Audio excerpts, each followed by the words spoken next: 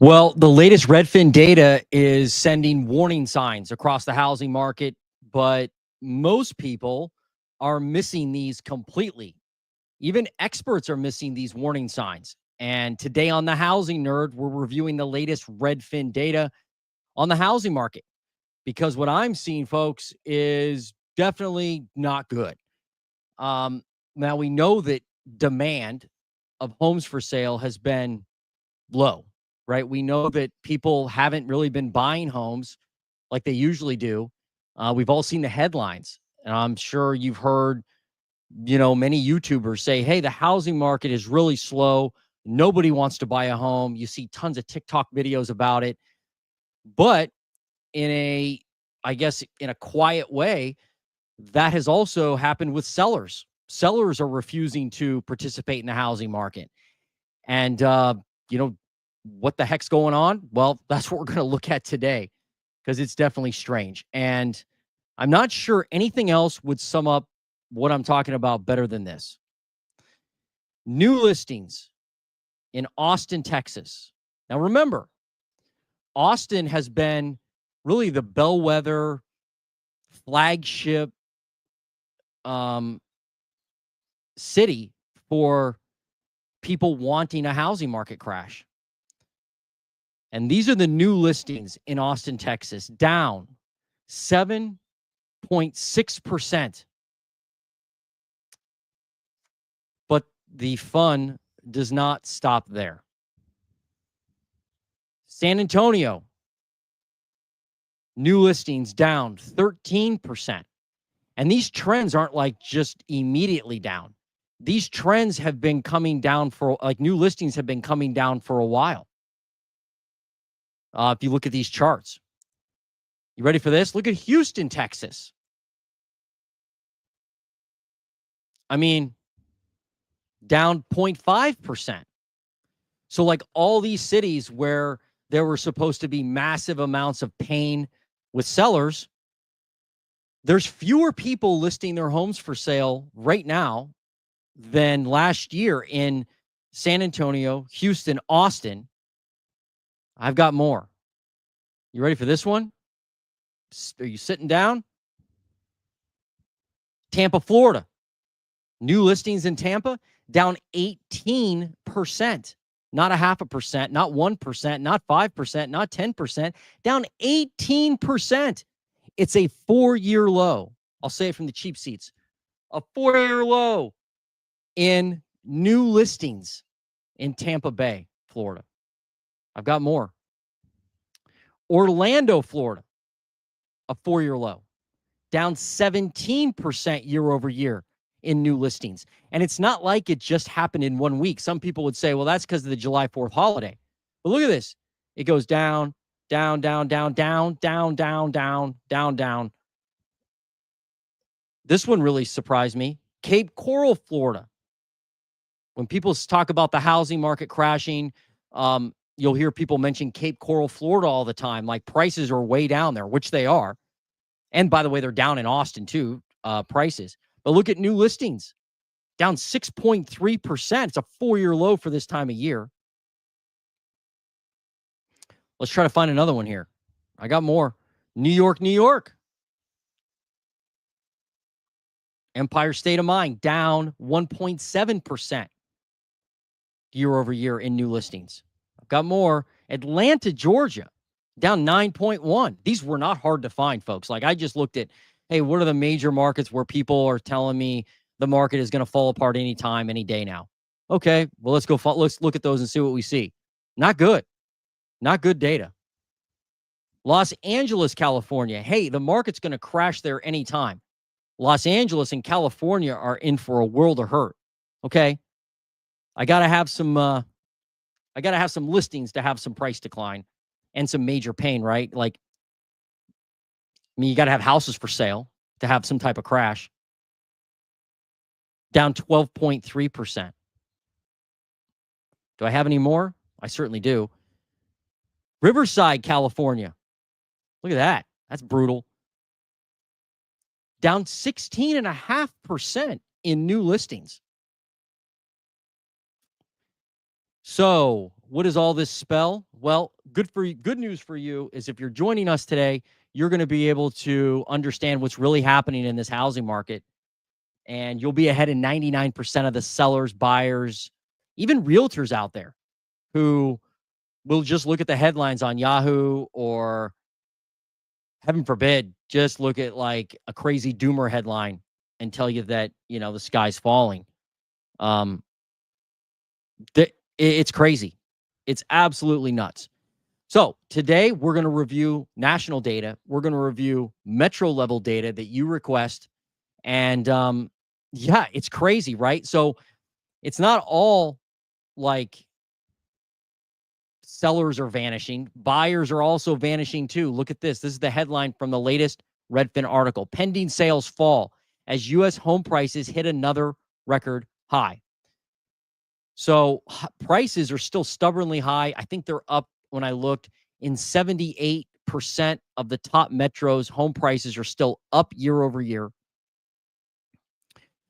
And unless somehow inventory magically appears, like tomorrow, like overnight, this year could be a bust when it comes to any type of serious price decline, especially nationwide. We just need more inventory. So we'll run through this article real quick, then we'll jump into the data in more depth. And if you have a metro you want me to look at, then put it in the comments below. All right. Pending sales fell 3.5% year over year during the 4 weeks ending July 6th. That was the second biggest decline since early February, trailing only last week's 4.1% fall. The median U.S. home price hit a record $399,633, up 1% year over year. Important to note, they revised last week's info on sale price. I think they brought it down like $1,000. But that happens when you're doing this weekly, right? I mean, there's going to be changes to the MLS. Like, I've made mistakes before and put data in wrong in the MLS, and they have to go back and revise it because I typed something in wrong. Humans are doing that, at least for now.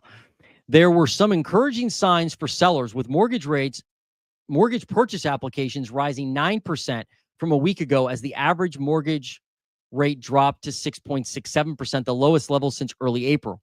Touring activity is up 25% from the start of the year, and Google searches for home are at the highest level in a year. So mortgage purchase applications are high. Like, more people are applying for mortgages versus last year, no doubt.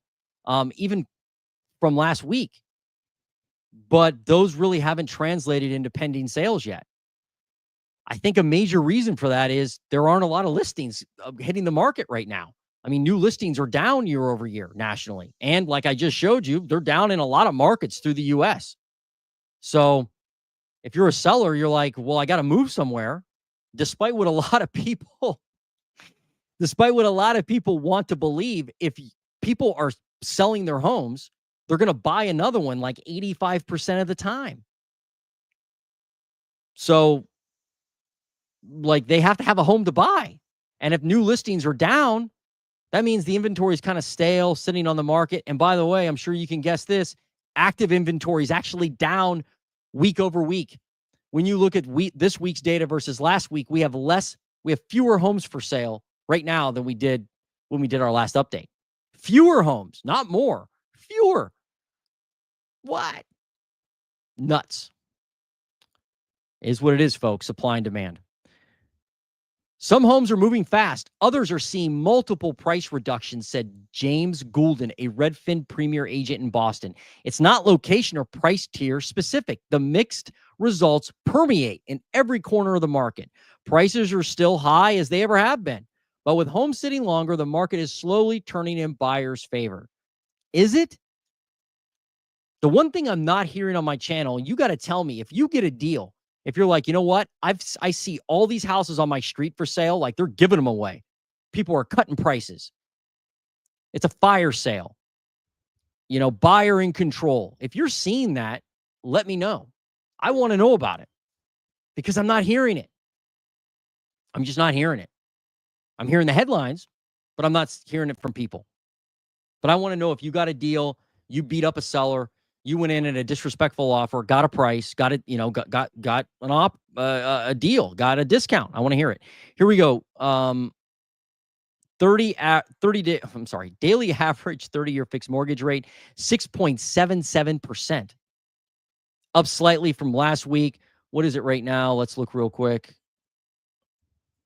By the way, if you're joining us, hit the like button. Don't be a freeloader. All right, here's Mortgage News Daily, 6.79% as of this morning. Okay, but rates are still kind of high, right? Or they are high. But it's down from 7.01%. Rates aren't high historically, but they are high recently. Weekly average 30-year fixed mortgage rate, 6.67%. We know that. Mortgage purchase applications, check this out, folks, up 9% from a week earlier. 9% from a week earlier. Up 25% year over year. Touring activity, up 26% from the start of the year. At this time last year, it was up 16%. Google searches for homes, highest level in a year as of July 9th, up 11% year over year. So all the indicators I see are that people are more interested than they were last year in buying a home. They're applying, but they're not translating into sales yet. I think a lot of that has to do with the headlines. I think a lot of, and you tell me what you think. I'd love to know. Tell me what you think about all this. I mean, that's really what I want to accomplish here. I want you to learn. I certainly want you to, I want to learn on what you're seeing in your market. And I want to learn your, what you think, because I could be misreading all this data, but I maybe I am. But I think that people are applying for mortgages. They want to buy a home. And I hate to say this, you're not going to like it. But in a lot of markets, there's nothing to buy that's decent and priced anywhere affordably. I mean, we're going to see that as we walk through this data, I think. Median sale price, $399,633, up 1% year over year. They say it's an all-time high, but they said that last week when it was $400,000. I mean, $1,000 here and there, who cares? It's still really expensive. Median asking price $409. That's not slowing down. Median monthly mortgage payment. Maybe this is why people are applying for mortgages. $2,708 at a 6.67%. That's up 1.8% year over year, but it's the lowest level since March. Is that why people are applying? I don't know. Pending sales down 3.5%. New listings down 0.3%. Third consecutive week with a decline. So the trend on new listings nationally is not up. It's down. Eventually, you're going to see people start to talk about this, I think. You're going to see people say, oh, sellers are backing off, not flooding the market. The whole narrative about buyers have more power. Well, they may in certain markets, but you got to have more new listings. You just got to. Got to add more stuff to the shelf. Otherwise, people just walk by and go, I saw that stuff last week. I need more stuff to look at. Active listings, 1,163,000, up 12%. So we are up still in active listings, but that's the smallest increase since February 2024. If you know somebody who is like, hey, it's just a matter of weeks before the housing market flips and it all crashes down, you should share this video with them and get their opinion on it. I mean, they're not going to like the data. They're going to be like, nah, that's fake data. Probably. But show them this and get their opinion. Like, how can active listings continue to shrink, new listings be down, and the market going to crash in a week? I'm not saying it's going to last like that forever, but shoot, let's be realistic. You got to be realistic. Months of supply, 4 months of supply. Share of homes off the market in 2 weeks or less, 35%, 39%. I'm sorry, 35.9%. Median days on market, 37. Share of homes sold above list price, 28.2. So 28.2% of all homes are still selling above the final list price. Average sale to list price ratio, 99.1. This has kind of been stubborn, hovering right in that 99% range. So buyers are getting about a 1% discount on average. And look at this. Metros with the biggest year-over-year price increases, Detroit, Cleveland, Newark, Nassau County, New York, Cincinnati, Ohio, Oakland, California, West Palm Beach, Austin, Tampa, and Atlanta all had the biggest year-over-year price declines. Pending sales, where are pending sales up the most? Virginia Beach, Warren, Michigan, San Francisco, Columbus, Milwaukee. Where are they down the most? Las Vegas, Orlando, Houston, San Jose, and Tampa Bay. New listings, where are they up the most? Baltimore, Montgomery County, PA, Cleveland, Warren, and Phoenix. Like, look at that for a second. Look at that list and go, what, in general, what does this kind of mean? Like the list of just the top new listing metros. Only one of them is kind of like in a crash city, right? Crash city, Phoenix, 6.6%. But everything else is kind of in the East or Midwest. But look where new listings are falling the most. Tampa, Orlando, Riverside, San Diego, and Jacksonville. Folks, you've got 3 metros on here: Jacksonville, Orlando, and Tampa. I mean, if you live in Florida, tell me. Like, I thought this was the end of the road for Florida real estate. How can it be the end of the road when there's a double-digit decrease in new listings? I don't know. Same with San Diego and Riverside, right? I hear folks say, and I can't believe they say this with a straight face, that there's pain in every market. Sellers are desperate. There's distress selling. There's forced selling. Maybe there is, but there's not a lot of it. Tell me I'm nuts. Tell me I am nuts. Maybe I am. All right, median sale price. There it is. Still up year over year, unfortunately. Median asking price. Hey, it's going down now. Still up 3.6% though, year over year. Homebuyer housing payments still higher than last year. That's no fun. Pending sales still down compared to last year. People are not buying because they're not selling, so there's no reason to buy, right? New listings. Look at new listings. Down. Look where it was in 2022.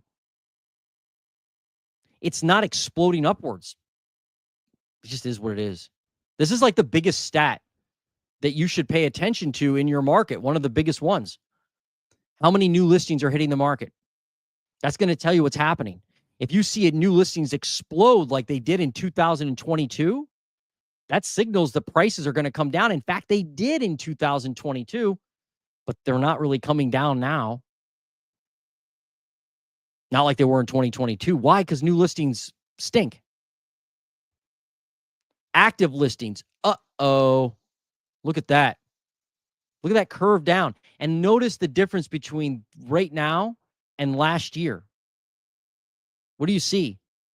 I see the fact that last year, active listings continued to climb until the winter time. Now I see active listings starting to fall well below seasonality. As one real estate YouTuber puts it, it broke seasonality. Well, maybe they should pay attention to this part. It's crazy. Homes sold in a median of 37 days. That's a 4-year high. So homes are sitting longer, the ones that are on the market. But remember, rolling up 12% year over year in active listings. That's it. 28% of homes sold above final list price. That's a 4-year low, but still 28%. What? How can that be? Craziness. Average homes sold for 99% of final list price. That's a 4-year low too. Look back in 2022, it was 102%. Imagine if that was going on now. Prices would even be, they could be in the 420s or something. Thank goodness they're not. All right. And notice this. This is a new person. Look at this. Mark Worley wrote this. There used to be somebody named Dana Anderson, I think her name was, or Dana Alderson. But it looks like they've changed hands there in the weekly update, probably because of Rocket Mortgage, right? And he didn't really provide a lot of flavor here. Maybe I think he had ChatGPT help him write this thing. Pretty lame from somebody like Rocket or Redfin that has tons of resources. I mean, I could write a better summary than this in my sleep. I'm sure you could too. So, all right, let's look at some of these metros, and I'm going to look at some comments because that's where the good stuff is.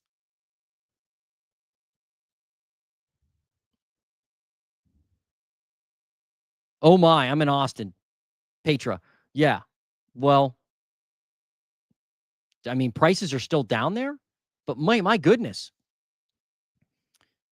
New listings are too. Oh, one of my daughters lives in San Antonio. New listings are down there too.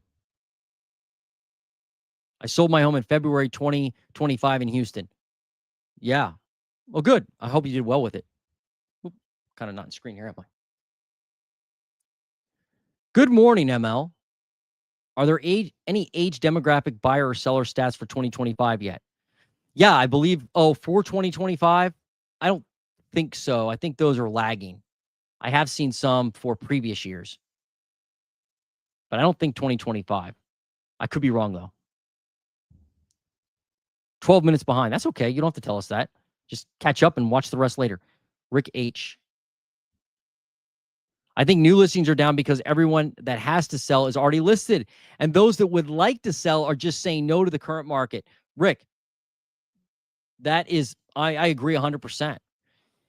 Like, what I'm not going to give you on this channel is a false narrative. I'm not going to give you like what I hope happens. Because I mean, I own a lot of real estate. I do. I'm an investor. I'm a realtor. I like real estate. But I'm not going to tell you that real estate always goes up. And I'm not going to tell you that I'm not going to tell you that there's a ton of seller distress. And if you just hold on for another month, everything's going to change and real estate nirvana will rain upon you. I'm not going to tell you that. So you're right, Rick. New listings are probably lagging because people that had to sell at the beginning of the year are like, I'm going to sell. Well, once those people list their homes, the ones that are left just want to sell and they don't want to sell right now. And this part drives a lot of people nuts that many individuals don't need to sell their property and they're not going to. They're just going to leave it on the market. Or I'm sorry, they're going to leave it off the market. And if they do list it, they list it at an unrealistic price. And if they don't get that price, they just take it off the market. I mean, delisted homes are like at an all-time high. They're like, well, I just saw a stat of realtor.com, over 40% of delisted homes. That tells me people don't need to sell. They want to sell. If you need to sell your home, you're not going to take it off the market. You're going to drop the price. Am I wrong? Maybe I'm wrong. Thanks, Rick. You're absolutely correct. What's up, Coors Light?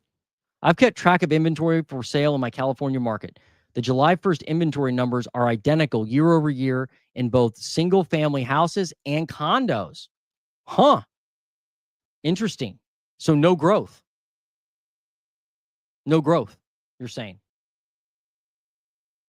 To me, that signals a seller that's not in distress. I hate to say that, but I don't want you to be fooled by the narrative out there that everything is crashing. No growth, Jason. Yeah. Thanks for that info. That really helps. I love info like that. If I could do a reverse super chat, I would. I'd give one to Rick too, because Rick nailed it on the head. So thank you. Thank you for that. Maybe they'll allow us to do that someday on YouTube, like reverse super chat. But thank you, because that's good data. Okay, let's jump into the markets here. Now, you may know I have an Ohio housing market channel, the Ohio Housing Nerd. So I'm going to skip the Ohio update. If you came for the Ohio update, check out my other channel, the Ohio Housing Nerd.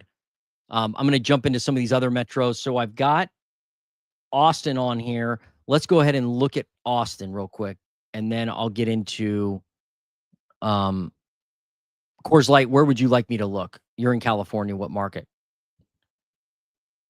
I'm going to start with Austin, though. If you got on this channel, you came to the right spot to learn about the housing market. Just hit the like button. It'll get more people involved in the discussion. Okay, new listings in Austin. What do we got? Well, we know what we got. Less, fewer, however you want to say it. Down 7.6%. I mean, look at that trend. I don't look for this video to do well today. Probably not a lot of people are going to be on this live, because if they watch the first couple minutes or 1 minute, they're going to be like, oh, I don't want to hear about that. I want to hear somebody tell me that the market's done for. Like, just wait another week and you'll be able to buy the deal of your dreams. Pennies on the dollar. Come on, man. Come on. You can't say that. And it drives me nuts. The people saying that are actually probably good people. They're painted with a false narrative because it's what they want, because they've been scorned by the housing market. So they're like, I've got to hope for crashes. New listings down. We know that. Let's go to actives and see how they're doing in Austin. Yeah, see, look, down from week to week. Look at this. You had right at this point in Austin, Texas, you had 16,485. Now you've got 16,451, then 16,332. Again, it doesn't signal to me that there's so many distressed sellers in Austin that they have to sell today, otherwise they're doomed. It just doesn't signal that. Sorry to say.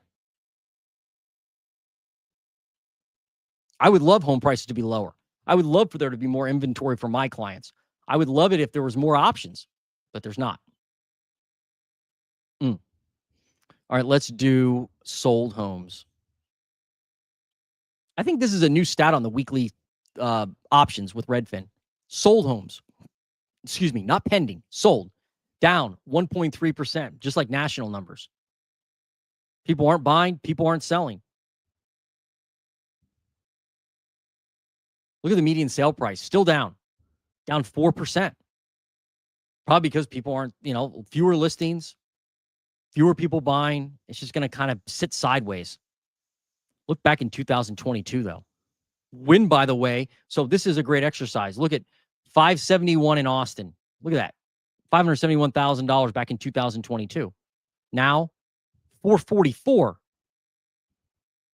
But let's go back to new listings real quick. Look at 2022 with new listings. Like, if you want to really be honest with the housing market, look at how new listings skyrocketed in 2022. They were up a lot.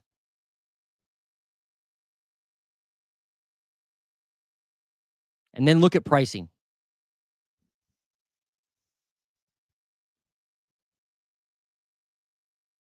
Median sale price went up and then crashed as those new listings hit the market. And now you have actually, it went completely sideways, the pricing this year in Austin. Why? Because there's just nothing going on. No new listings, no pending sales. People aren't buying, they're not selling. Nuts, right? I look at this data and go, wow, I can't believe it. That's Austin. Let's do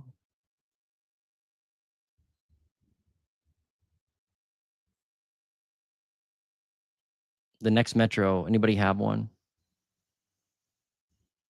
Oh, I looked at Salt Lake earlier. What's up, MJ? Salt Lake. Yeah, let's look.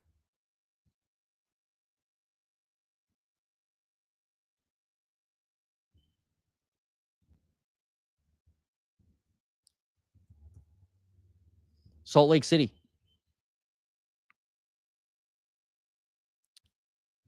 New listings in Salt Lake. Hey, look, some growth in new listings. Finally, 7.9% up year over year. Good. You need more listings in Salt Lake. You need more new listings everywhere. No kidding, right? And look at active listings continue to go up. Amazing when you have more new listings every week, like you keep adding them, right? They just keep growing. 25.73% up. Let me go back to new listings, though, real quick. Oh, but new listings are dropping, I guess. But it's kind of following seasonality right now, right? It is, no doubt. It's not a 4-year low like it is in Tampa or Austin or Houston.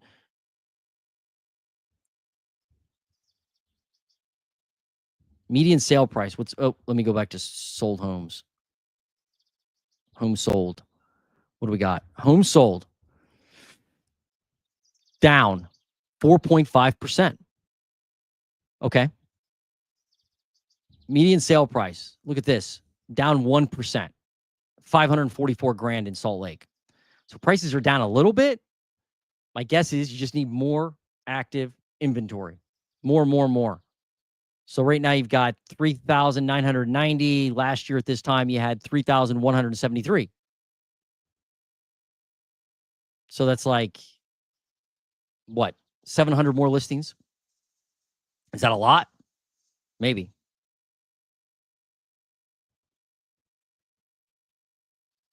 Depends on your market and kind of what the inventory mix is. All right. But thanks for suggesting Salt Lake. What's up, Robert? I purchased. Oh, man, thanks. Dude, you don't have to keep doing this. Like, it's very nice of you, though, and I really do appreciate it. Yeah, I definitely do. Yeah, no doubt. My pizza fund. The fair's gone out of town. Last week I used it on what did I buy? €1 and a funnel cake to share with my wife. So thanks, Robert. I take all the super chats and buy food for my family.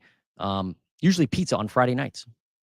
I purchased in 2012 for $250K. I sold in 2021 for $550. Just waiting for a good opportunity to buy again. I'm in no rush. Boston.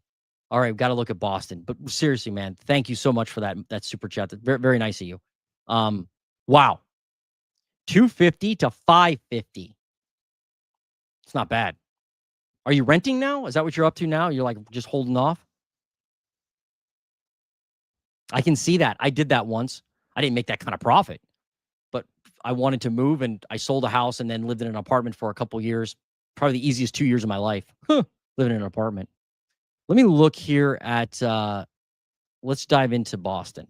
I had that on my list.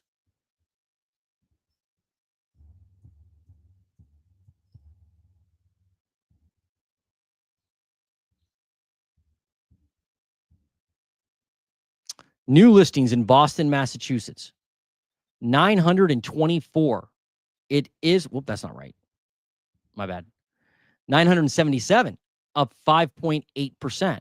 What I am seeing is that new listings are rising in the East and in the Midwest because the inventory has been so low in like Ohio, where I live, and in Boston, the Northeast. Inventory has been so low that it can't help but go up.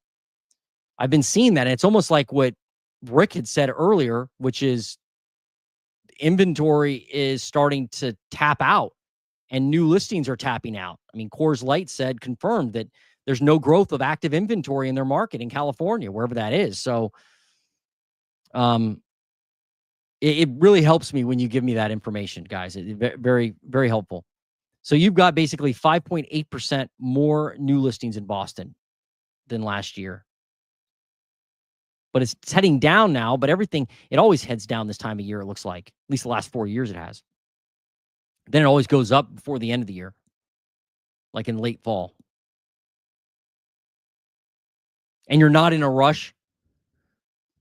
Robert, you're not in a rush. That's probably the best mindset to be in with real estate. Don't be in a rush. Okay, new listings there. Now let's do sold. Homes sold. 6.6% up year over year. So you do have more homes that are actually selling, probably because you have some more new listings, though not a ton. At least some more options for buyers, right? They go out and they're like, oh, there's 4 or 5 more homes on the market there on my street. You tell me, Robert. I'm guessing when a good home hits the market in a good area, if it's priced reasonably at all, I got to assume it goes quick. It does where I live. And that's what I'm hearing from most people.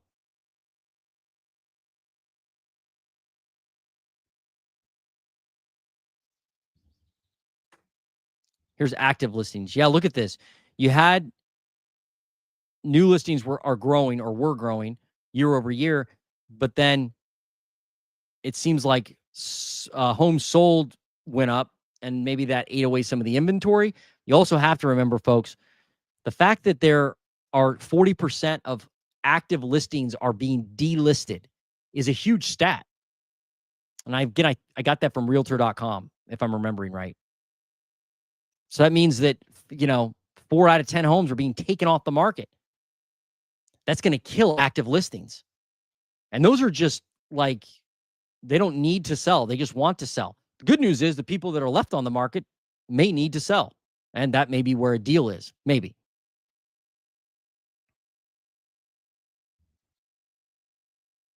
Median days on market in Boston. What's up?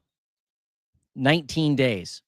Up 1.25 days. Homes are basically selling pretty much where they were last year as far as time goes.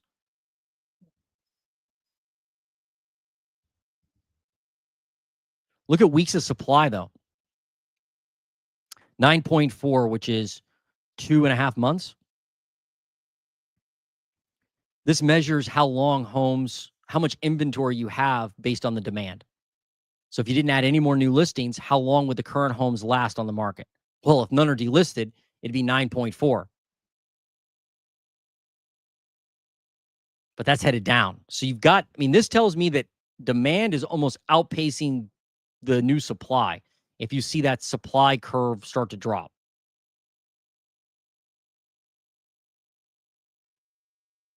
But there's no doubt that you need more inventory. You need it to stick. But sellers aren't motivated right now to sell. And you're not motivated to buy, Robert, and which is fine. I mean, shoot, you could sit like that sounds like you sit like that for a while. Let's look at the price. Look at this.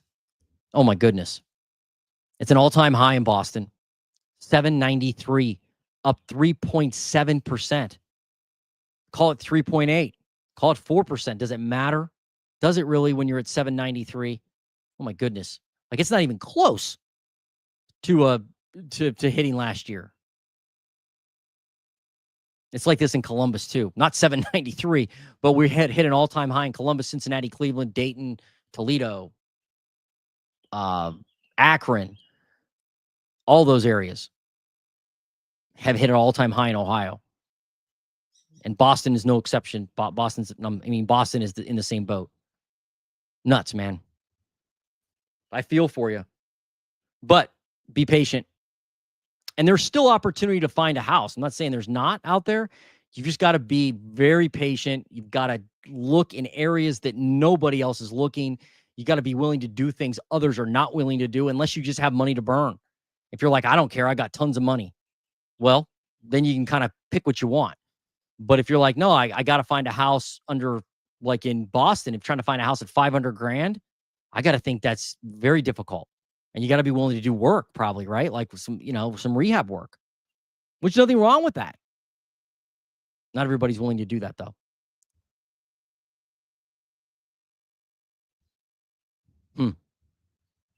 Thanks, Robert. Oh man, another one. Jeez, Robert. You're living with a friend, so you got all this extra cash. You're like, man, I can just spend it. I'm just kidding. I really do appreciate it. Very nice of you. Living with a friend. He has a 2-family. We currently share his apartment. It's a 3-bedroom. He has a 2-family. Like 2 people in the family, or you currently share his apartment. It's a 3-bedroom. Good for you, though. So you bought and then sold. And now you're just waiting for an opportunity. Good for you.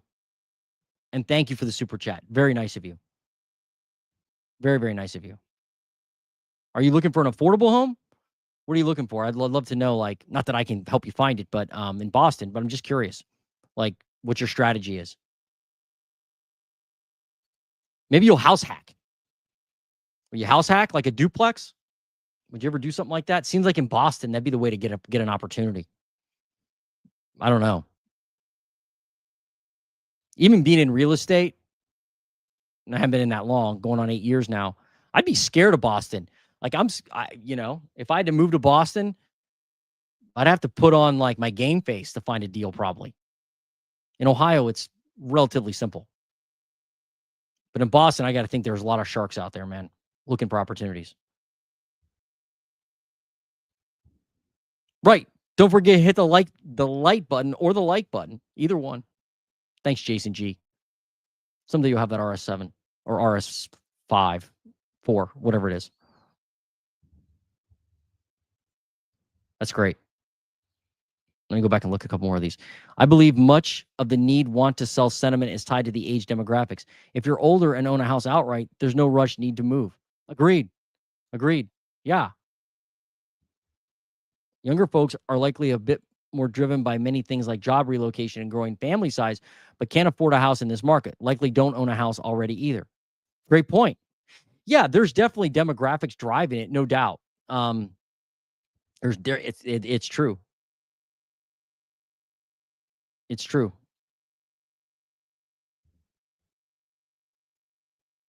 School me money. How you doing? Welcome to the show. I appreciate you joining us.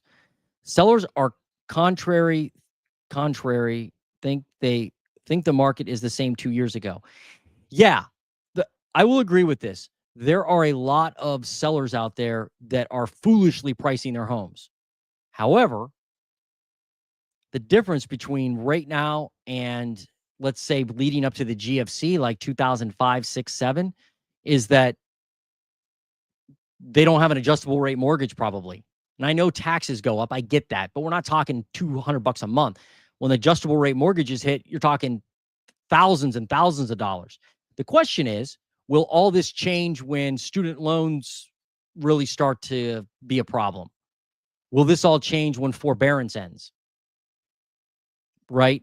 Maybe, but maybe not. That'll be interesting to see. But you're right. A lot of sellers think that it's still 2020, whatever, 2021, 2022. Let's keep looking at these markets.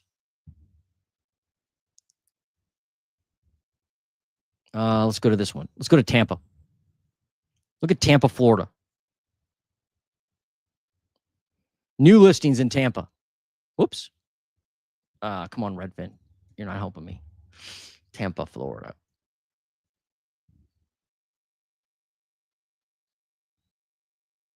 New listings. How many homes are hitting the market in Tampa? Down 18%, 4-year low for this time of year right now.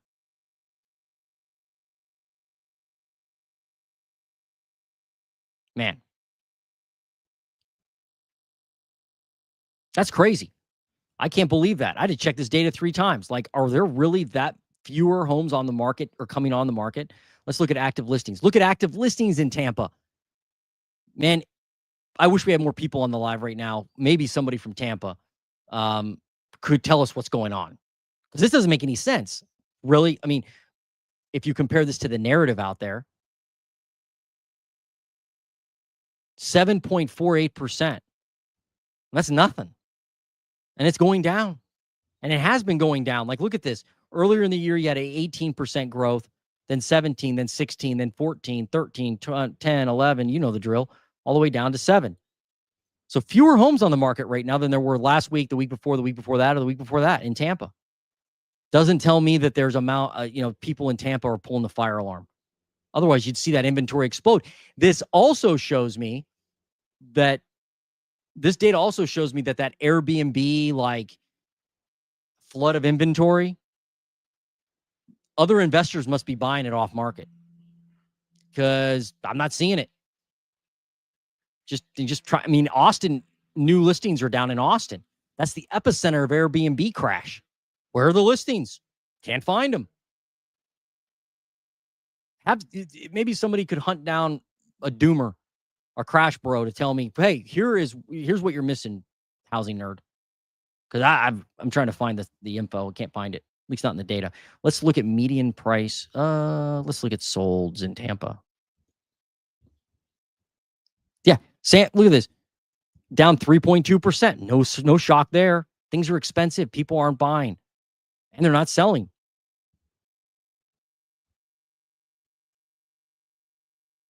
Median sale price. What do we got?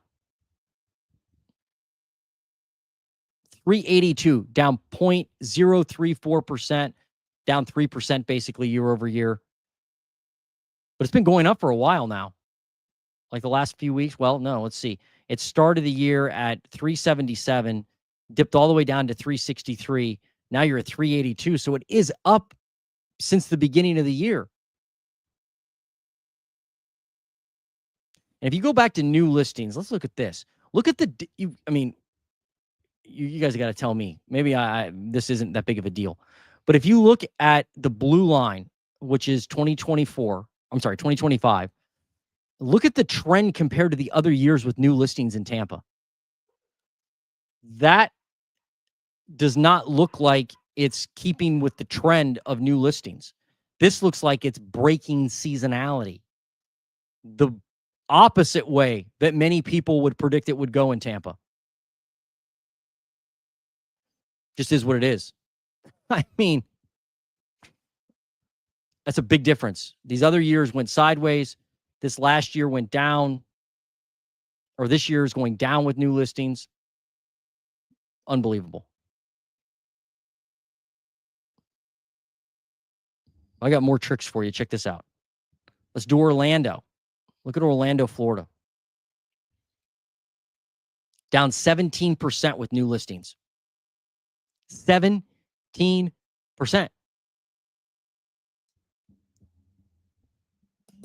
That's shocking. Again, completely different than the other years. I didn't expect this to happen this year. Oh, man. Come on, Redfin. What are you trying to do to me here? It just all of a sudden resets. Let's do active listings and see what's up. Look at active listings in Orlando. Same thing as Tampa, starting to head down, up 13%. At one point, they were up 28, 29, 32. Look at this. Up 33% at one point in Tampa. I'm sorry, in Orlando. In year over year in active listings. Now, 13%. And it's going down. Let's see, at one point you had 15,000 homes for sale. 15,900. Now you've got 15,400. You're losing active inventory. Losing it. I mean, this may all change next week. It could, right? I'm not saying it's not going to change. I'm just showing you what the reality is, the market. Not the fake numbers, not my opinion. I'm just showing you the data.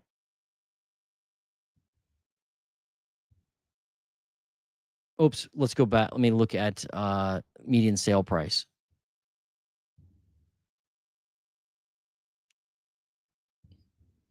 You can kind of guess where the prices are in these markets when new listings are down like that.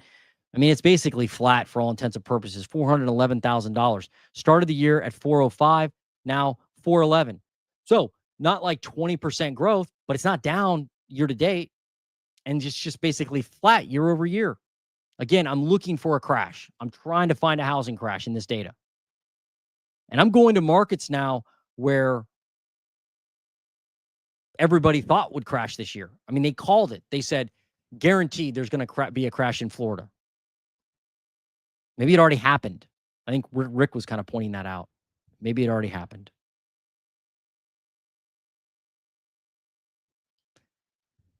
But yeah, maybe it did. Maybe we already had our fun for the year, right? And then we got to wait till next spring to see more listings. That'd be horrible, but it's very possible.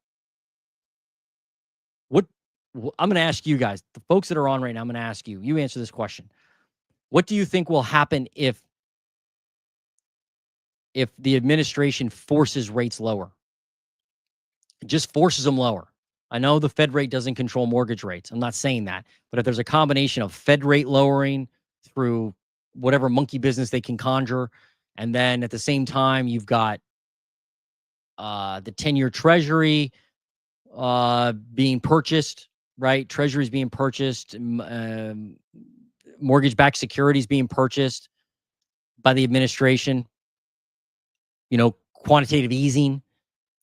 And let's say rates put a 5 on them. Like rates drop below 6% and they end up being a 5.9. What do you think will happen to the housing market? Do you think prices will go down? Do you think inventory and distress will grow? Or do you think people will put their house on the market and buy another one? And people who haven't been able to buy actually do buy regardless if prices come down. Answer. Yeah, I want to know your opinion. What do you think will happen if rates have a 5 on them? Okay, Orlando, that's what's happening. No crash. Let's go to Cape Coral. Now this one is like, again, if you're a crash person, you're like, look at Austin, look at Cape Coral. See, well, look at new listings. As Rick pointed out, you've got a ton of inventory added to the market at the beginning, and then new listings are like, nah, that's okay. I'm just gonna back off. Dang it, you Redfin person.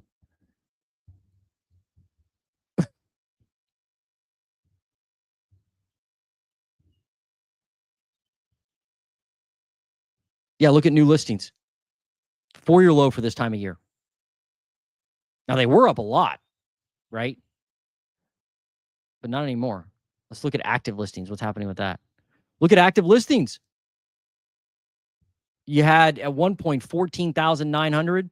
Now you've got 12,399. If you're losing active listings, you got to think that demand is outpacing supply. I mean, basically, right? Isn't that what that means? Homes sold. Let's look at that. Up 7.4%. Wow. So you have demand outpacing supply in a market that was supposed to be finished, like wiped off the map from the housing market. Nutty information. Median sale price. I mean, that's like way down this year. Look at that. Down 6%, $371,000. You started the year at 392, now 371. It looks like to me, if you want an opportunity or something to buy, you go to Cape Coral, Florida. Looks like there's probably sellers out there that need to sell. They do. But not that quick, because it doesn't look like new listings are hitting the market. Nobody who needs to sell is going to wait till next year. If you need to sell, you got to sell now, or you don't really need to sell. Okay, let's go to another market. New York, New York. New listings. Oh.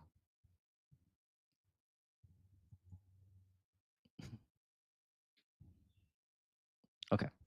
New York, New York. What do we got? New listings are down 1.7% year over year. But that's kind of following the trend every year, right? So I don't know. That's not really bucking seasonality or breaking seasonality, whatever you want to call it. Whoops. I don't want to do that. I want to go to. People are like, stop moving the screen. Active listings. What do we got? Active listings up 4.32%. So there are a few more homes to buy in New York, New York. Not a ton.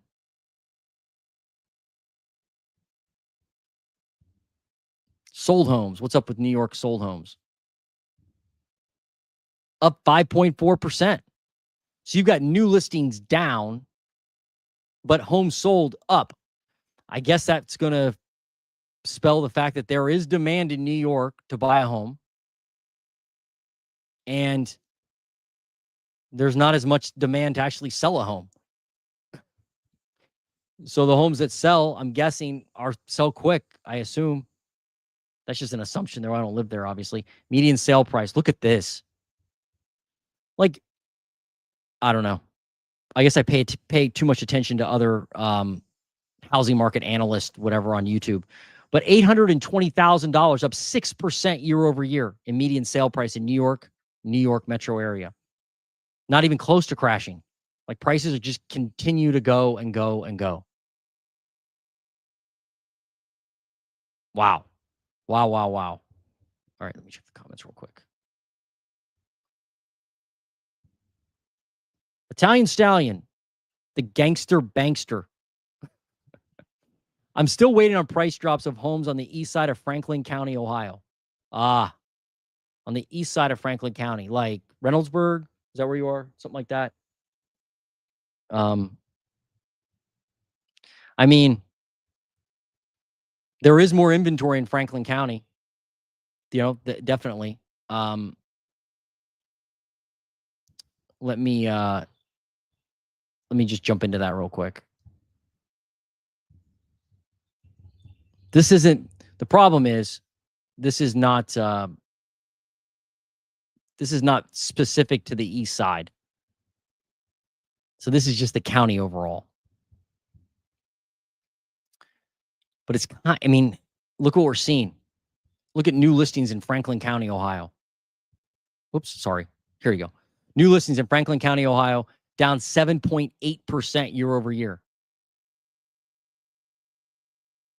Gangster Bankster. That's a funny name, by the way. So, like, fewer homes hitting the market. Now, we did just have July 4th, but every year we have July 4th, right? Yeah, it's just not good in the county overall with inventory in Central Ohio. Let's do homes sold. Or no, we'll do active listings first. Active listings in Franklin County. Now, we are up a good amount in Franklin County with active listings of homes for sale, up 22.5%. But you're going to need to see more new listings. Otherwise, this is going to come down. There are a lot of homes, I think, that are sitting, like expensive homes, like priced way over the median, like 900 grand, $1 million plus homes. Then you've got homes out in the country. Well, somewhat out in the country in Franklin County, I guess, as much as you can get.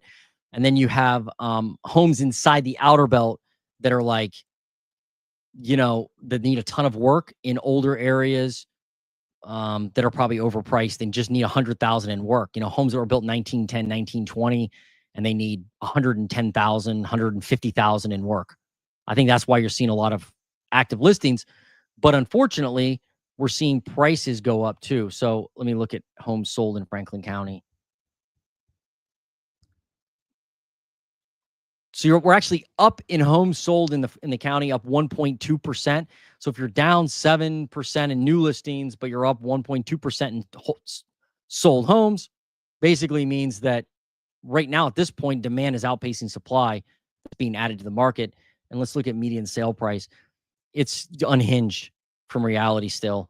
$340,000. That's an all-time high. All-time high in Franklin County. It's all-time high right now in Columbus and Cincinnati and Cleveland and Dayton and Toledo and Akron. So if you're waiting for price drops or waiting for, prices to come down in Eastern Franklin County, I don't know. It looks bleak for a market correction right now. Could happen, but it's going to we just need more inventory, man. Need a lot more. I just did a video on my channel. I think I posted it. I had a video on each channel I posted it on, but on new builds over there in Pataskala, which is kind of like Western Licking County, not really Eastern Franklin County, but I did a video in a subdivision over there on some new builds. I couldn't believe the prices. Like 577 is where they were starting. And they're just in a subdivision. And they're not amazing homes. I mean, they're nice homes, don't get me wrong, but they're not like, I don't know. You grow up here and you look at 577, you think, what in the world? The prices have show no sign of slowing down here, unfortunately. But thanks for checking in from Ohio. Check out my other channel, Ohio Housing Nerd, by the way. Dan in the Dirt, how you doing? Well, after 7 months, finally the credit bureaus are fixing the glitch in my wife's scores. They said, sorry for any inconvenience. This may have caused makes me so mad. Blah, blah, blah, blah. Yeah, I know you've been looking for a while, Dan. So thanks for updating us. We wish you luck, man. I hope you get it. Prices will go back up. Oh, if we go to 5%? Yeah, I think they will. That's what I'm saying. Like, I'm trying to be honest with you. I'm trying to tell you what is really happening and showing you the data, not telling you, like, I don't want them to go up, so I don't think they are. Other people will tell you that because they've been scorned by the housing market. They lost a house in the Great Recession, or they, don't like investors or something, or they don't like realtors. So they're like, I'm going to spin this and spin it in my head so much that you're going to believe that the market's going to crash any day now. And that's misleading people. If rates go down, why wouldn't demand go up? People buy on payment. If rates go lower, prices go up, even though it saves the U.S. government money on interest, it's really a double-edged sword for the middle class. Absolutely. Absolutely. You don't think more people are going to run out and buy stupid things? A stupid house, a stupid car. They're going to put, if HELOC rates come down, they're going to put a pool in. They're going to redo their kitchen. You know, they're going to go on vacation. They're going to spend. What will that do? Eventually, probably drive up inflation even more. But that's for the next person to figure out, right? That's how they look at it. Rand Paul is introducing a bill to stop the bank bailouts. Yeah, and he needs all the luck he can get on that one, because there's no way they're going to do that. They're dialing back the rules on the banks right now. One of their major priorities in the administration is to, just on YouTube, once you're done watching me, go on and just search bank deregulation Scott Bessent and listen to a few minutes of his interviews, and you're going to know exactly what they want to do, which is lower bank regulations, lower the amount of capital banks have to keep on hand. That Basel III thing that was supposed to crush the housing market is not going to happen.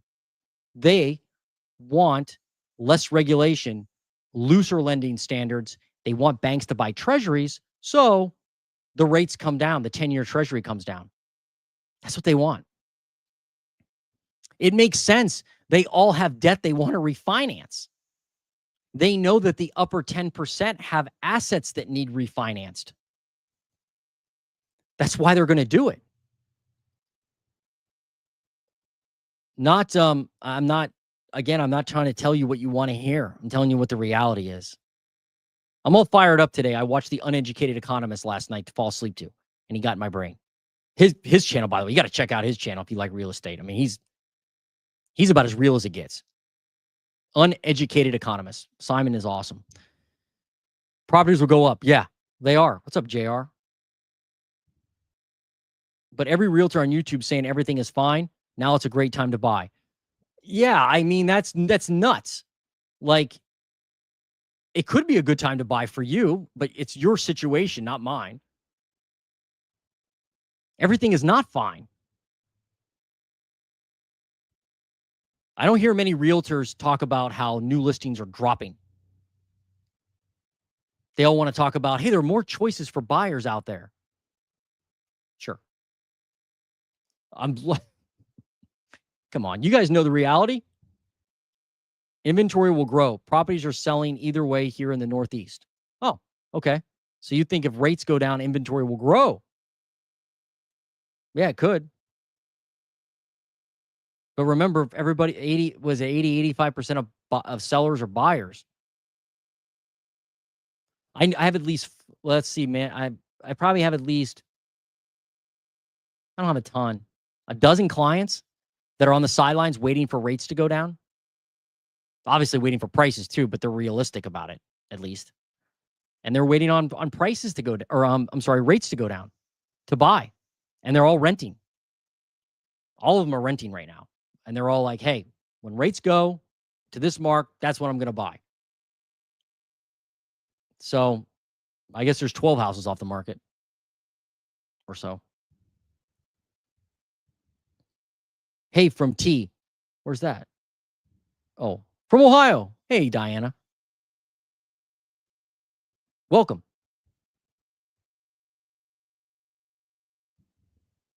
Sellers are removing listings because they can't get that high price no more. Exactly, Dan. They are. Delisted homes are exploding on the market right now.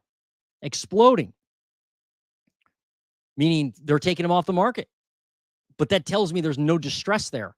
Again, I'll just keep saying it again and again. It's getting probably so repetitive. I'm getting tired of saying it, but that's just the reality. I listed a house. I've listed houses before that were overpriced, and the sellers never lowered the price, and they left them on the market for going on 2 years, and never lowered the price by 2%. We had never got an offer that made sense. They were all low offers, and the seller was like, I'm not gonna move. I knew that going into the listing. They were like, Jason, I'm incredibly patient. I'm not going to lower my price. If it takes me 4 years to sell my house, it takes me 4 years. I don't need to sell that house. And, you know, they never sold it. We took it off the market.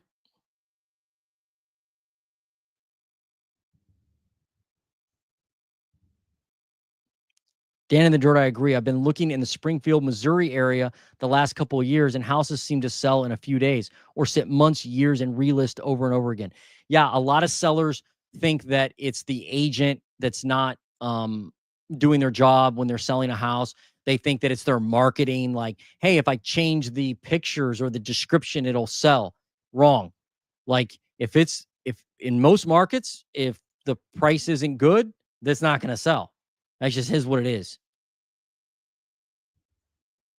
Sacramento area is loaded in houses that are overpriced and need renos badly. Exactly. Oh, let's look at Sacramento then. Let's look at that. Jason Walter is from Sacramento. Oops. My old man typing. My kid makes fun of me all the time. He's like, Dad, you type with like fingers. You don't like type like a normal person. I'm like, I know that. Thank you, son. I know that. New listings in Sacramento. Whoa, look at that. Down 1.2% year over year. But you said, Zach 911, you said that there's a lot of houses that are sitting that need renovation. Yeah, so I don't doubt it. Look at this. Active listings in Sacramento up 28% year over year, and they're kind of like just hovering there, right? So to your point, homes are sitting. Are you seeing homes? Let me ask you, Zach, are you seeing homes actually sell? Like, are you seeing any homes actually move? Probably good ones that are priced right. Even if they need a lot of renovation, if they're priced right, they'll sell probably, right?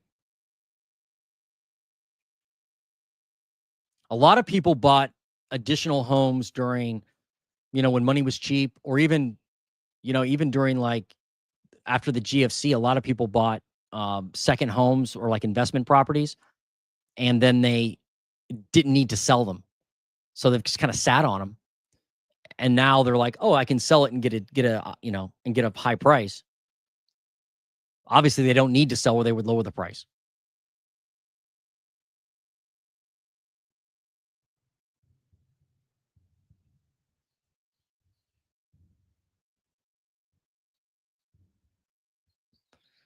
Up, let's see. Homes sold down 0.1%. So basically flat on home sales. Let's look at median sale price there in Sacramento. Yeah, look at this. You're down. What are you down? 1% in Sacramento on median home price, $599, but it started at $578. So you're still up year to date with the prices. They haven't come down this year. They've gone up. It's kind of the same story, I guess. But new listings are faltering, Wonder what Jason Walter thinks about this. I'll have to tune into his channel. By the way, check out Jason Walter on YouTube.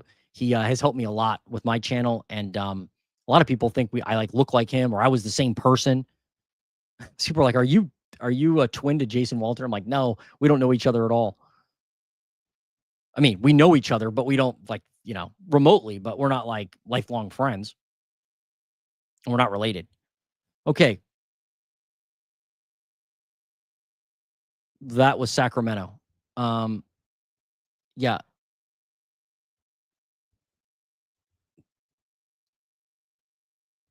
I was going to show you. I want to show you this.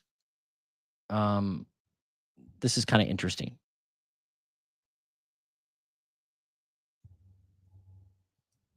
Wait till you see this. I debated whether or not to show this on my other live, but I decided, you know what? This makes sense to show this to you.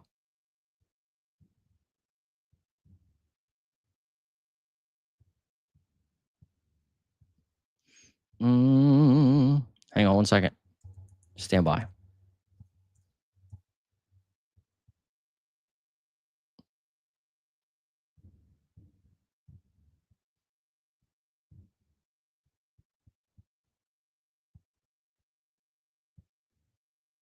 So this is a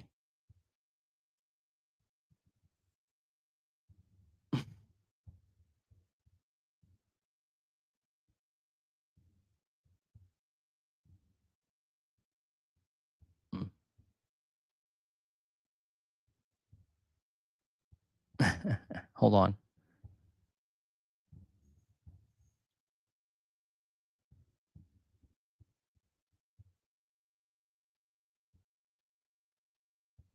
Shoot.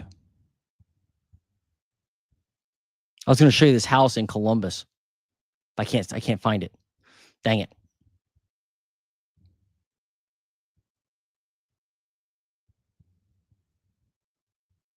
Hmm.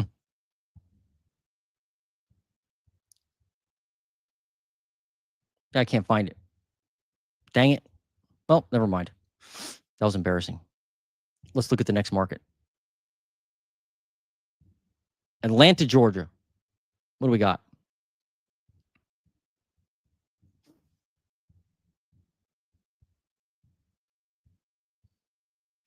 New listings in Atlanta down 9%. 9%. That's nuts. I mean, it's a 4-year low by far. Oh, man. What are they doing to me here?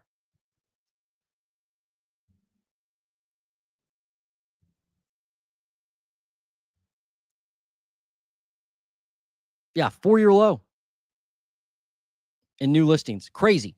Again, this is like the well, this is a big piece of info for you. This is where like institutional investors own like 23% of the single family rental stock in Atlanta. 23%. Now, nationwide, they're like anywhere from like 3 to 5%. Those that own over 1,000 single family rentals. But in Atlanta, they dominate the rental market. Yet new listings are at a 4-year low. So this notion, again, I don't want to lie to you. The notion that all these institutional investors are unloading their properties is a flat out not true.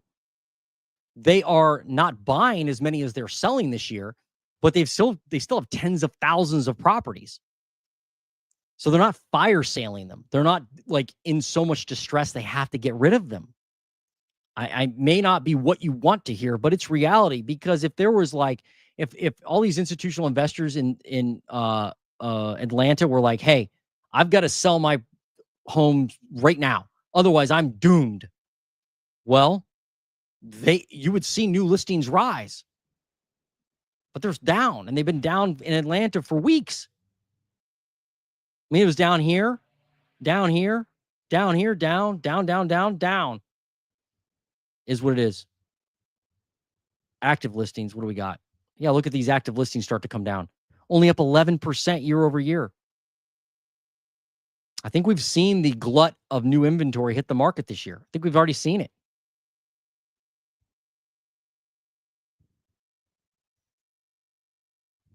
Now, median sale price is down 3.2%. So I guess that's good.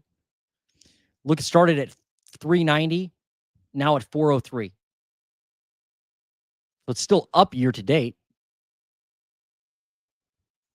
What about homes sold? How are those doing?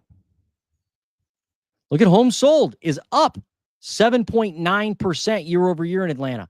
So demand is outpacing supply in Atlanta, Georgia.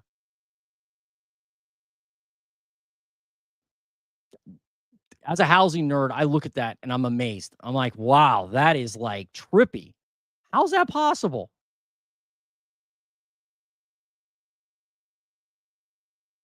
Don't believe the hype. You got to look at the data. Don't believe the hype. I don't want to pay. I don't want to subscribe to Reventure Consulting's app, but they use he uses Redfin and Zillow data that you can get for free, by the way. This is all free data. So I don't want to pay for his data, but I'm curious on what his app is telling people right now. Like if he's actually using Redfin data, which I think he is, and Zillow data, he's got to see that new listings are falling. He's got to see that trends like this, unless it's manipulated, which I doubt it is. He's probably just not pointing it out, right? Man. Yeah. Well, that's Atlanta. What else we got? Let's do another one. Look at Los Angeles. New listings down. Whoop. Redfin's even doesn't even like it.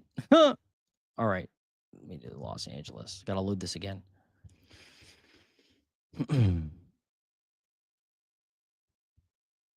It's a 4-year low right now for this time of year.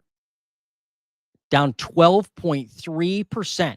And it's been going down for a while, right? You had 1,600 new listings hit the market back in late April. And then you had 1,568. Then you had 1,505. Now you've got 1,239. How can there be distress of of huge proportions when you're struggling to even maintain year-over-year growth in new listings? I don't know. Even Lance Lambert at Resi Club hasn't mentioned this yet. Eventually he will. Active listings, 17% up year over year, but now headed down. Last year, it just kept going up till the end of the year. Now it's starting to head down now. Not good. Not good at all if you're hoping for more inventory there. Look at median sale price. Goodness gracious. Where's the crash? I keep trying to find it. 947 up 2% year over year. Prices are unhinged still in Los Angeles, La La Land. Wow. Wow, wow, wow.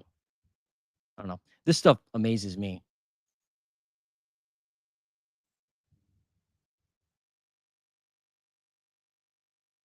Yeah, they removed the listing. Oh, you're talking about delisted homes. Yeah, they removed new listings. Yeah.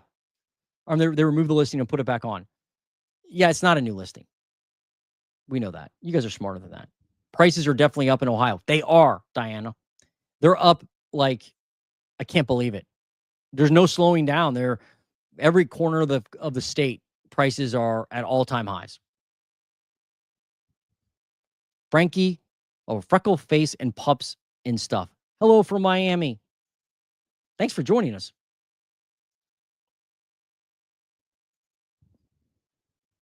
I'm seeing a ton of price cuts, big one too, in rural states we're looking in. Good. Price cuts are good. I watch his X account, same as a lot with Turner and Bill Pulte. Oh, good. You're talking about Scott Bessent?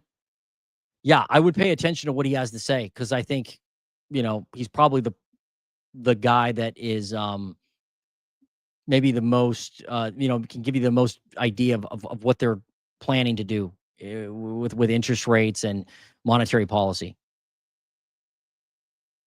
I mean, everybody's calling for rates to go lower. Everybody. Any notion of like heavier regulation, regulating the big investors. Creating affordable housing. Have you heard anybody mention affordable housing? Nobody. They're not talking about affordable housing. They're talking about lower rates. And all of you want lower prices. But the average consumer doesn't buy like that.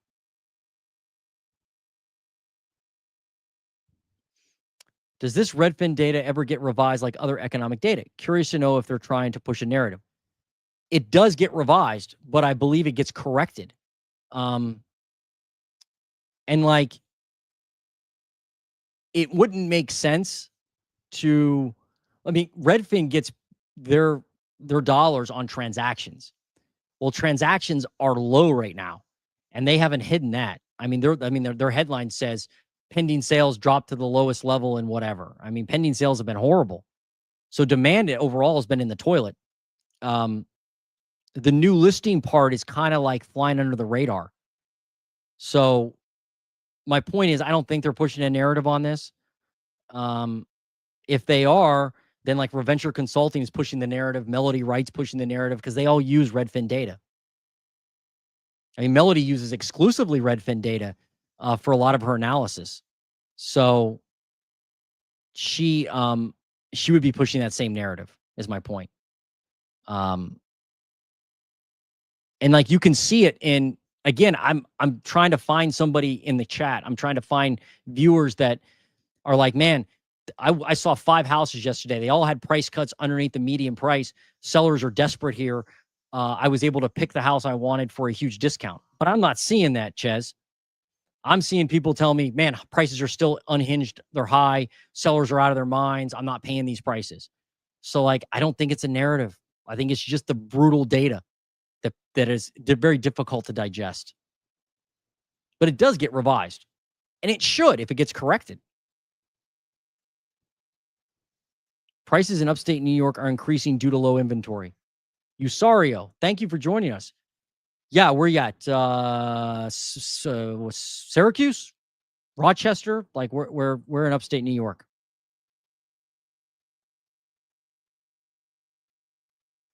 Yeah, upstate New York is crazy with prices. Buffalo, maybe you're in Buffalo. Houses are selling. Seems like only after people get a little more realistic on pricing. Okay, good. And that's in Sacktown, right? Yeah, I think that's what we're seeing. I mean, there are price discounts. There's no doubt. Like price drops are happening. A lot of price drops. Tons of price cuts. But not enough to get people to get any type of serious deal. I would send offensive offers. Absolutely. Got to send a disrespectful offer. Got to. Just know that if the house has been on the market for 5 days or 10 days or 15 days or 30 days, may not get the deal you want. But if a house has been sitting on the market a long time, send them a disrespectful offer. You never know. I agree. Corona, California, Sandoval Financial and Insurance Center. Thanks for joining us. Yeah, I can do that. Now, I don't know if they're going to have. Yeah, they're not going to have Corona on here. Whoops. Yeah, they're not going to have Corona. It's probably, what is that? I'm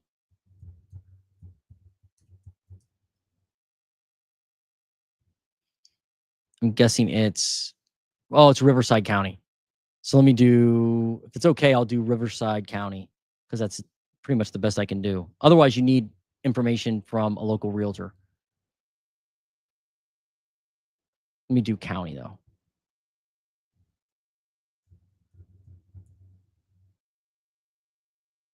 Riverside County, California.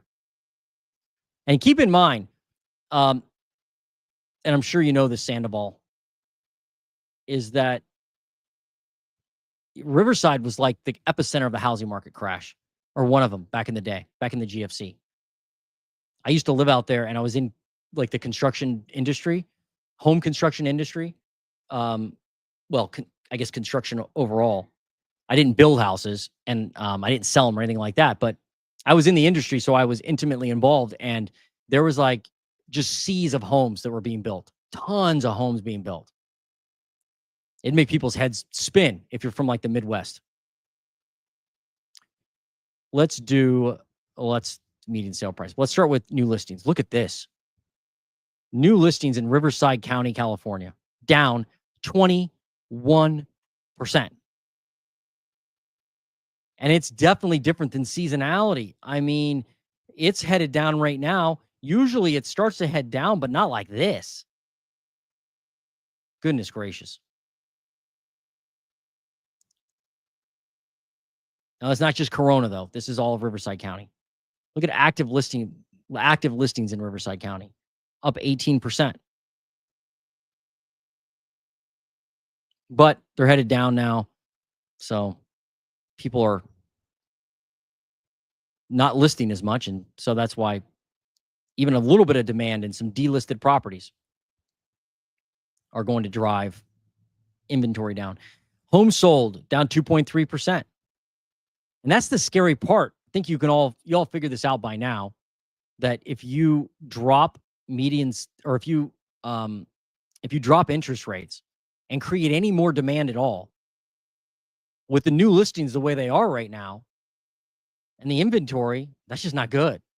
It's not good for the housing market.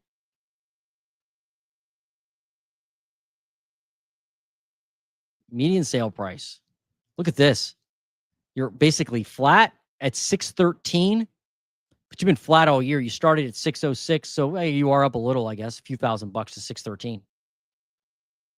But it doesn't show any sign of like massive problems there. Not with new listings, not with inventory, countywide. There could be pockets where there are problems, but I don't see that right now. I wonder if that corresponds to what you're seeing. Let us know. I've been stalking the houses in Sacramento since December. Nicer houses are selling, but there's just so many that are dated and need renos while being overpriced. Right. If they're dated and they need renovations, then you got to factor that into your offer. Agent Crypto, I read your mind. I just did Riverside. Seeing that in my market too, houses that haven't touched since about the 1990s asking a fortune. They probably have like gold fixtures, although, well, the shiny gold is like outdated, but like the kind of distressed gold and blue like kitchen is like in. Maybe if you wait long enough, it'll be like in style. This is, I mean, ML hits on exactly how you can, maybe find some type of price relief on a house. I helped somebody buy a home this year. The neighborhood was selling in like the 800s, maybe high 700s.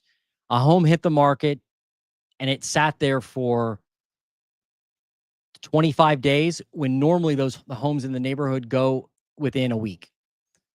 So the first clue was, hey, this is sitting longer than most houses. Then when you go inside the home, the first thing was it was dirty. It was filthy. And it was very outdated.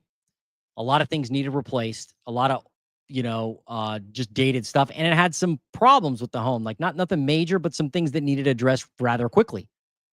Older roof, some stuff going on in the basement, just needed spruced up. But it's a big home, so to do that renovation would be expensive. And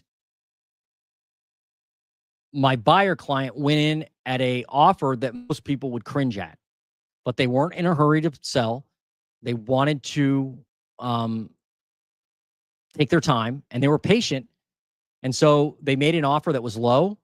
We negotiated, and they got they got a good price on the property at the end of the day.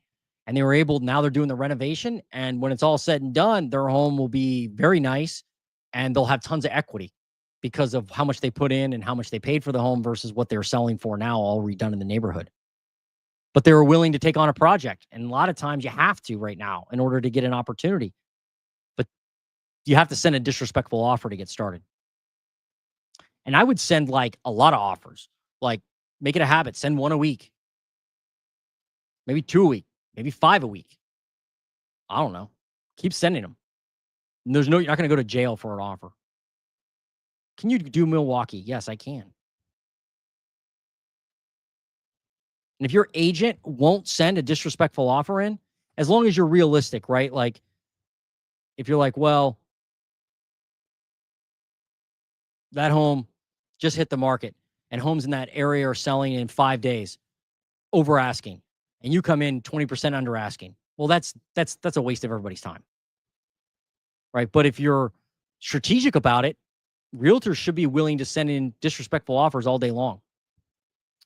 All right, new listings in Milwakee, Wisconsin. Up 4.8%, not bad. You do need more active inventory, so it's good you have more new listings. But what about active inventory? How's that doing? I don't know why this one's only up 1.97% in Milwaukee. Wow. That's not good. Got to have more active inventory. Got to. In about every market, there's really not a market where you don't need more active inventory, honestly. Homes sold, though, up 4.1%. And what were new listings? Only up 4.8. My goodness. So inventory or, demand and supply, they look like they're like kind of like you got 402 homes that were sold, and new listings, you've got 421. So maybe, what's that? 18 homes that stuck on the market, and then you take out delisted homes, and that can't help inventory. Let's look at active inventory, see how that's doing. Yeah, we already did, didn't we? Only up 1.9%, not surprising. Probably not a lot there to look at. Median sale price. Look at this in Milwaukee. Oh my goodness. It's an all-time high in Milwaukee. Up 5% year over year. $367,000.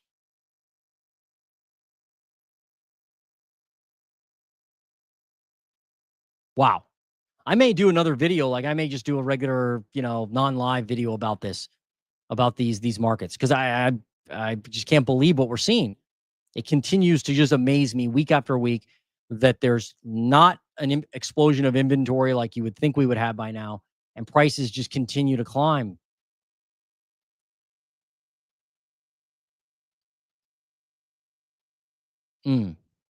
Yeah, Milwaukee's rough. It's expensive there. 367.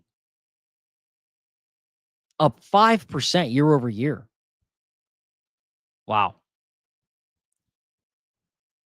Hope that helped, Ches.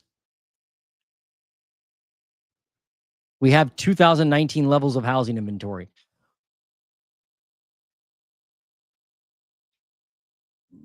Yeah, we do, but well, we do in many markets, but nationally, I think we're down like 10%, 12% compared to 2019.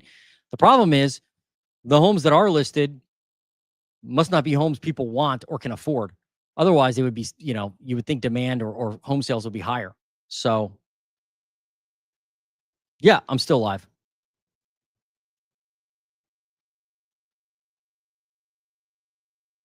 Only certain markets have shortages.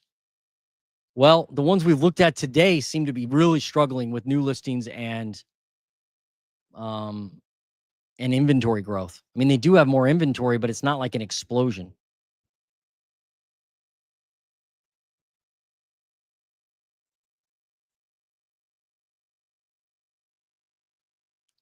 Hamilton County.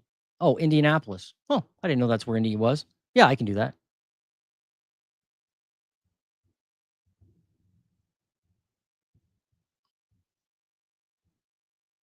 I got time for one or two more. Then I got a jet. Do some actual work, right?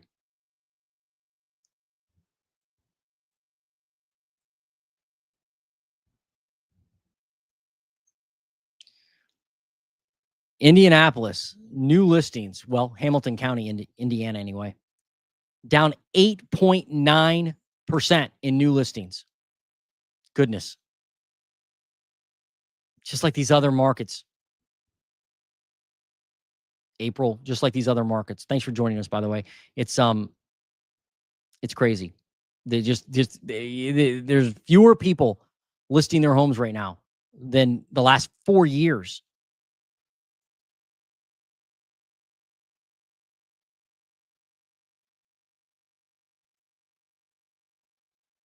Wow.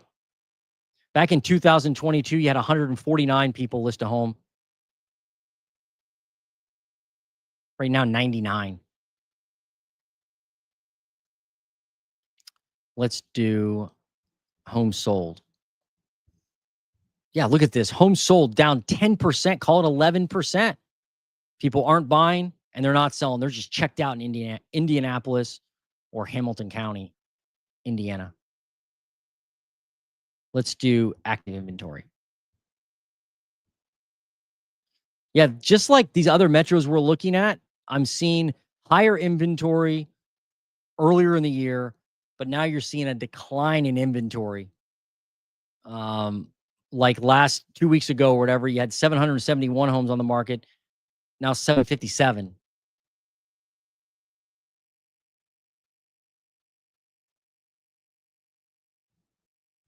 Let's look at median sale price.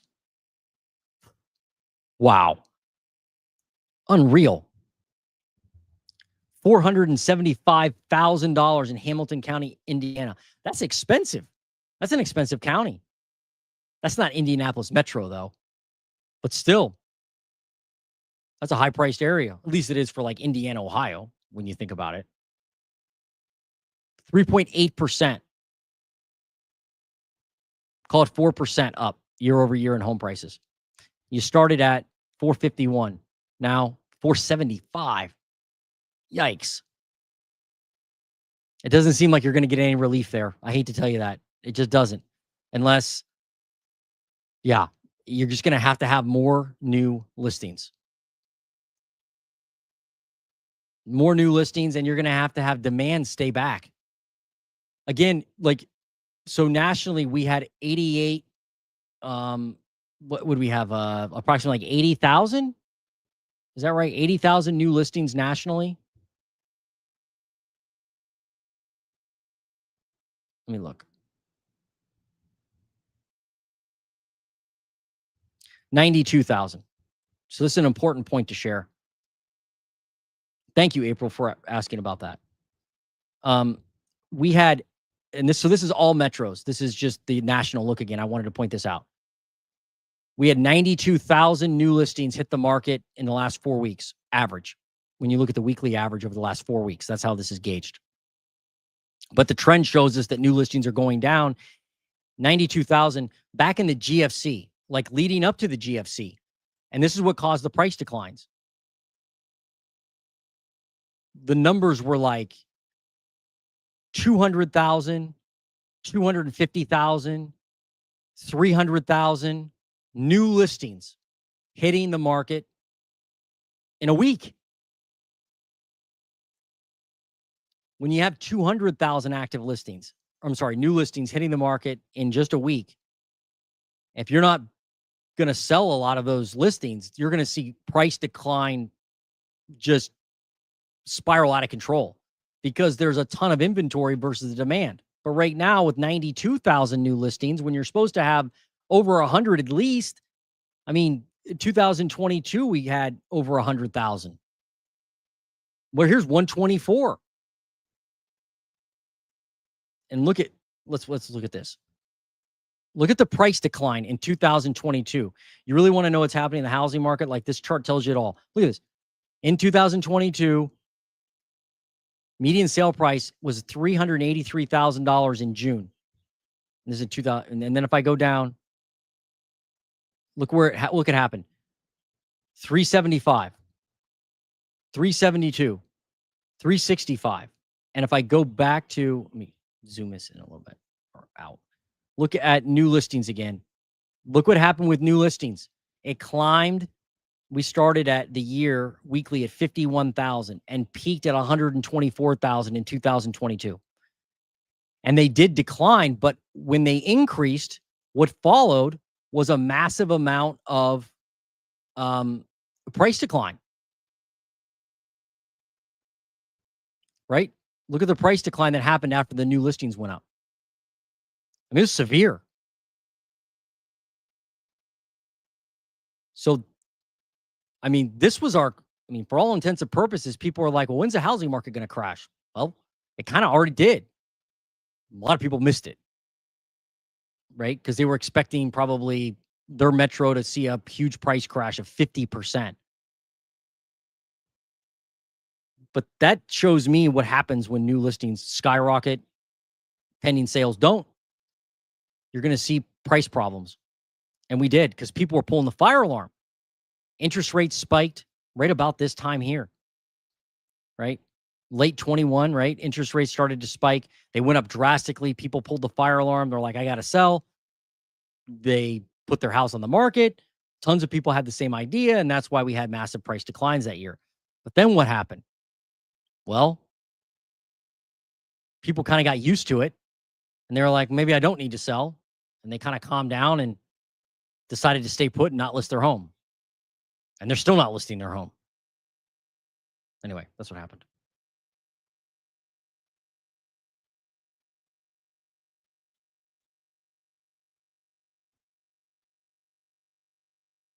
Bibb County, Georgia. Yeah, I don't think I've ever looked at Bibb County, Georgia.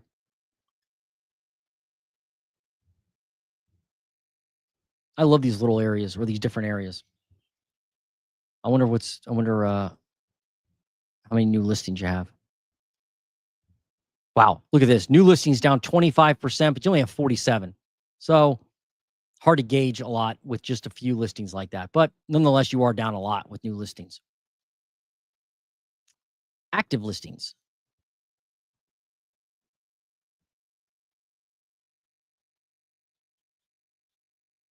Wow, down 9.19%, basically flat, all intents and purposes. You're basically flat for this year right now with active inventory in Bibb County, Georgia. No more homes than you had last year for sale, according to Redfin data. Sold, what do we got here? Solds up 10%. So your demand is definitely outpacing your supply there, at least according to this data. And look at sale price. 223 up 33% year over year, but that's just because this thing is up and down like crazy. There's not a lot of sold transactions. So this data, you have to take it with a grain of salt on a macro level like this for a county. But there's no doubt that your prices are higher. Are they truly up 33%? Probably not, but they are up. Last year, you peaked, it looks like, at 237. And you started this year at 195. So they're definitely up year to date in Bibb County, Georgia. But your inventory is not helping you. Got to have more homes for sale. If you really want to find a deal, and you really want to do what others won't do, you should get in your car, drive the streets of the areas you want to buy in, write down houses where there's tarps on the roof, a bunch of cars with weeds growing around the outside of them. You guys know what I'm talking about. Christmas decorations up in July, a yard that doesn't look like it's ever been mowed in the past few weeks or few months, whatever.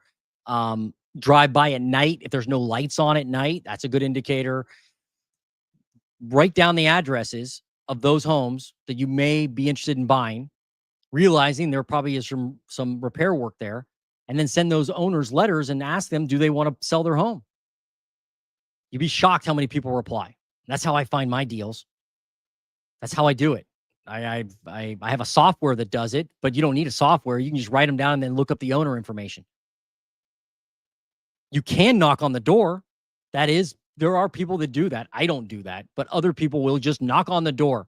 And if someone answers, they're like, are you interested in selling your home? I don't know what you're going to get, right? You could get some anger. So I just send letters. And sometimes people call and say to leave them alone, and that's fine.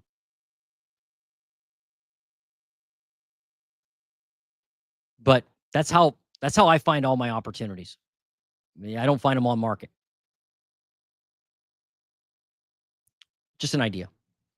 That's Bibb County, Georgia. Why do you think the sharp decline of new listings is happening?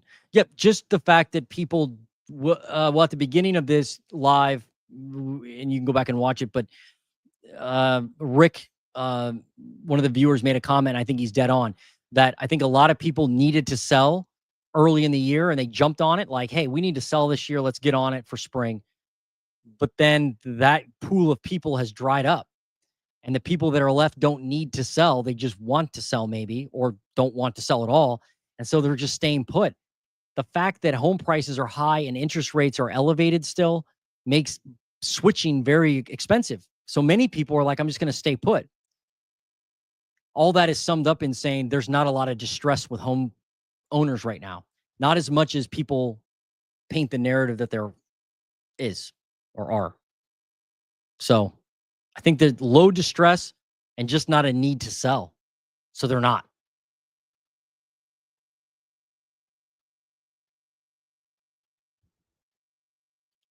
Lots of wish pricing and sellers pulling listings off. Relisting here in Sacramento, South Lake Tahoe, Coast, California. Just signed another lease to rent for another year while observing the market. Not a bad way to go, Nar Ninja. Not a bad way to go.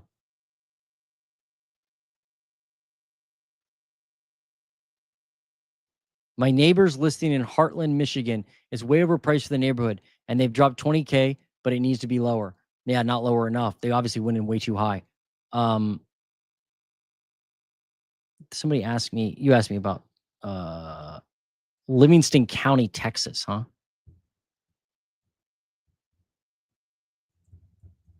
By the way, if you're joining us, please hit the like button. Did I spell that right? I guess I didn't.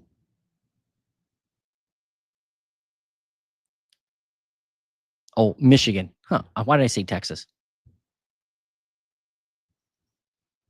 New listings in Livingston County, Michigan. Up 27% year to date. No, not year to date. Up 27% in the last 4 weeks when you look at a snapshot of the last 4 weeks. So it's not just last week. They actually take an average of the last 4 weeks. So kind of gives you a little bit of a trend. Now you want sold homes. Up 1.8%. So you are adding new listings. Let's see. You have 69 new listings added, and homes sold, you've got how many? 56. So about 13 more homes sat on, or hit the market and stayed there. When you look at the supply and demand, let's look at active listings. Look at active listings, up 5.96%, 489. So a few more active listings out there, but not a ton. I mean, last year at this time you had 462 and now 489. So another 23 listings. Or is that right?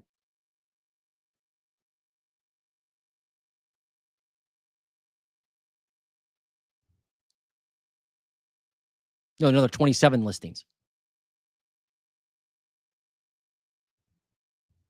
27 homes more than you had listed before.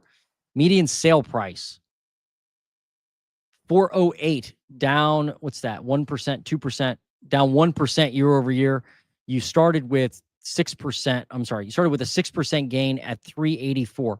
Now you're at 408. So prices have gone up this year, but they always do during this spring and summer. Most of the markets see price increases, then price declines. But it doesn't appear like prices are crashing. Yeah, your inventory just isn't anything to write home about. When you go back and look at this, yeah, you just don't have enough. Just don't have enough. Obviously, to cause any type of panic. But you're saying the neighbor just listed their house for too much. Well, if they did, now if you ever sell, you know where not to list it at. At least if you sell anytime soon, right?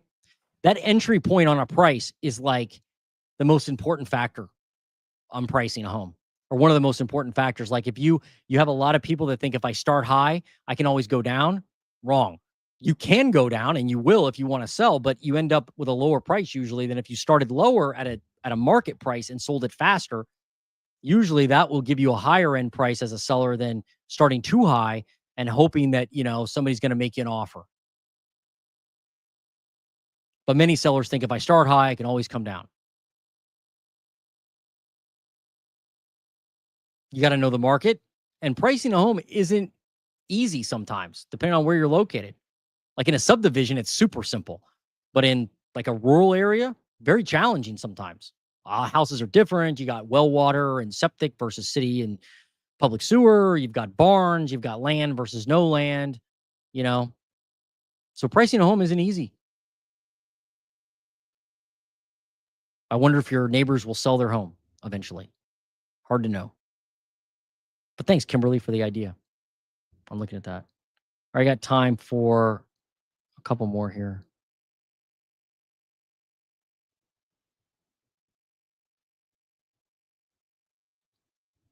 Oh, I'm Bibb, Georgia. You're welcome. I would be a seller, paid 120 and most sites now at 165 now. Oh, you're a seller. Well, yeah, so you just take the time right now, go on Zillow, look at the homes that are on the market in your area, if there are any. Hopefully there are.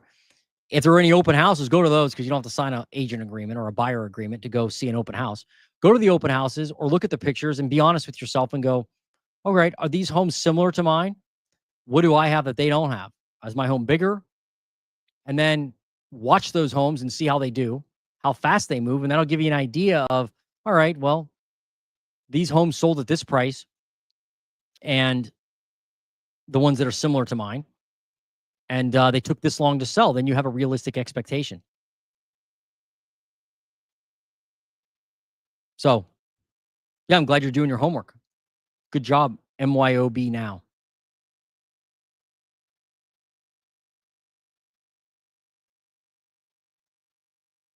That's great. See if there's anything else. Rockwall.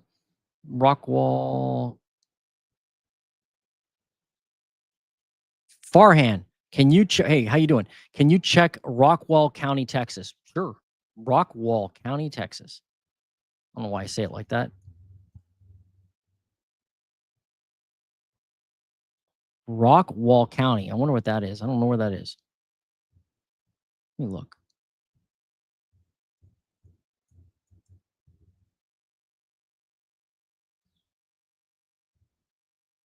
Oh, near Dallas, huh? Good to know. I always learn something from you guys. New listings in Rockwall County. Holy Toledo. Look at this. Down 12% year over year in new listings. This is the same story, right? We're seeing this all over the place. It's like the oddest thing right now. I didn't expect it. I'm one of the, I did think, I thought, well, shoot, eventually these sellers are going to have to put their homes on the market. Homes sold up 1.1%. So as strange as it is, with demand as low as that is, at just 1.1% growth year over year, you have growth in homes sold, but a big decline in new listings. 45 homes sold. How many got listed? 62. So you added a few more, but not many. Not many. And if you add in some active listings that are delisted in there, they take them off the market, it's probably not good. Yeah, now you're starting to come down in active listings. You are up 33% now, though. So right now, there are probably more homes on the market currently.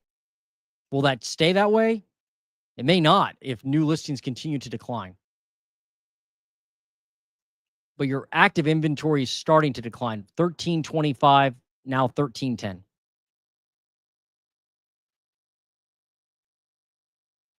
Median sale price, what do we got?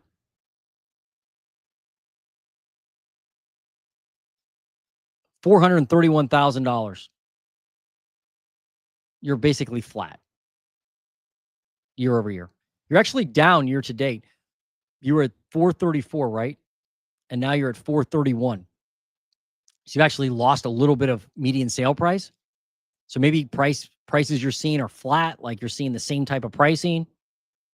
But there are more homes for sale, which is good. The question is, are they homes that people can afford or that are decent? Or are they just wish pricing or insane pricing, right?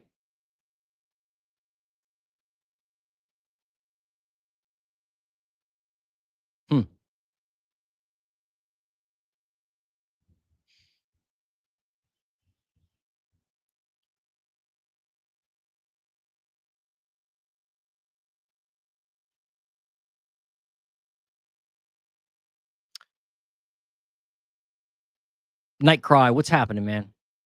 Neighbor wants out of his house. Listed at a loss at 260, only got offers at 180 or less. Similar listed for over 300K, but none selling. Wants out of his house. Maybe you should make an offer at like 100. But I mean, seriously, and I know you've been looking for a house for a while. And you've been driving around for dollars, if I remember right. But yeah, check out the beginning of the live because we talk about Houston briefly. Houston new listings are down a lot year over year. So fewer people putting their home on the market. Existing suburban homes in Houston have to compete with lots of new builds offered with incentives. That's why you see that. Oh, okay. Yeah, I mean, all I can see I see new listings down a lot in Houston. I'll do Houston, and then I got to wrap up. I'll just go back and look at that since Night Cry's on. Look at new listings in Houston. Okay, so they're not down a lot. My bad. Down 0.5%. But they are down, and I'm shocked that new listings would be down in Houston and not up year over year. I think they would be up, like really up, like tons of distress. Homes sold up 5%. So you got 5% more home sales than you did this time last year in Houston. And then what about active listings? Active listings only up 15.6%, starting to head down. You're actually losing active inventory right now, which is nuts. And then median sale price, you're down basically 1% down year over year. Started the year at 334, now 346. But you guys know, you guys commenting on Houston, you know that it's all like hyper local. And yeah, if you have new builds around the corner competing with your neighbors on selling their homes, going to be difficult. Obviously, his home isn't priced low enough yet, otherwise somebody would have bought it. Maybe you should buy it. Give him a disrespectful offer.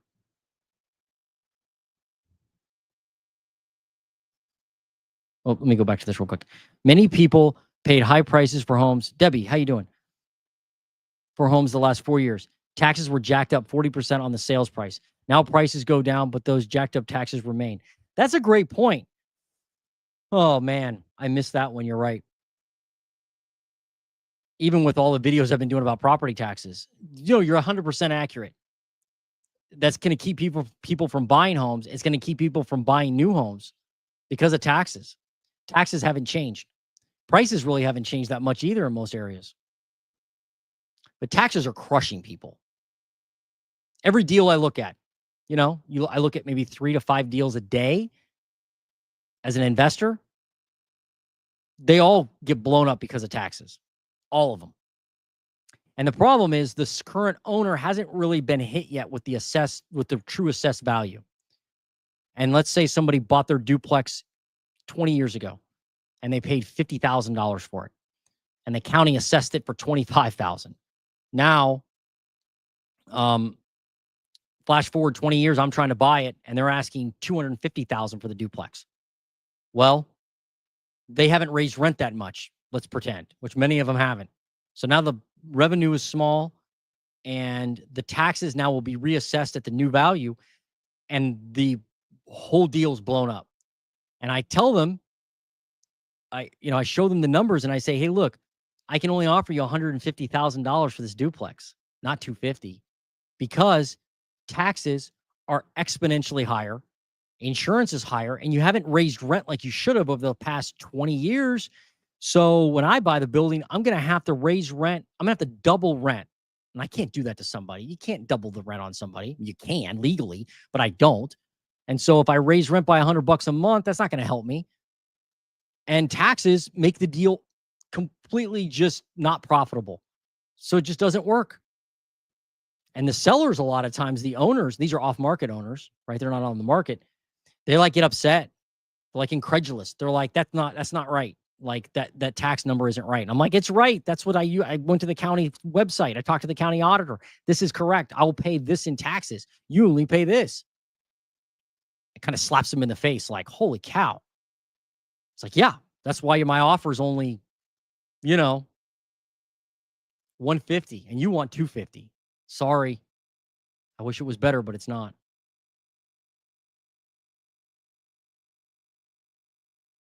Interesting. There's not a ton of distress in Houston. It's a cool, but not a cold market. That's what I'm seeing in the data. There are a lot of people, though, that want distress in Houston, right? They're basing their whole day on the distress. They're like, man, and they're looking for any sign of distress because they want, I guess, I don't know. They just want the distress. Even if they're not going to do anything, they want the distress. And new build are flat out lying to buyers about amount of taxes. Yeah, I don't know if they're lying. I think a lot of times buyers look for the rosy picture and they don't want to be hit in the face with the true picture. Maybe they're lying, but the buyers aren't asking the right questions either. And I mean, and then maybe they're not using a realtor, but a realtor, like, you're absolutely a detriment to society if you're a realtor and you're not showing your client the true picture of the cost of the home. And it's not hard to do. You just go around the market or go around the corner to a house and go, how much are the taxes on this home? Oh, they're double what you're being quoted. They're triple. If you're a realtor, you got to be honest with the clients. One of the great things about real estate is if you're transparent with everything, you'll be successful. I mean, you have to do some other stuff too, but that is like being a true ally in the market, being transparent. Like, I know you want it to be like this, Mr. Customer, but it's not. And so here are the brutal facts. If you want to move forward, let's move forward. If not, no big deal. Most realtors are like, I don't want this deal to blow up. It's like, well, maybe it should blow up. Poor people want distress everywhere. It's mostly retail and hospitality workers who complain about housing costs. Giving mortgages to that sector is how 2008 happened. Yeah, I understand what you're saying. Um, though, and I appreciate it, XXX, but I do know, or just, did I call you triple X? I do know some wealthy people who are waiting to buy homes, and they're telling me they're waiting on a crash to buy.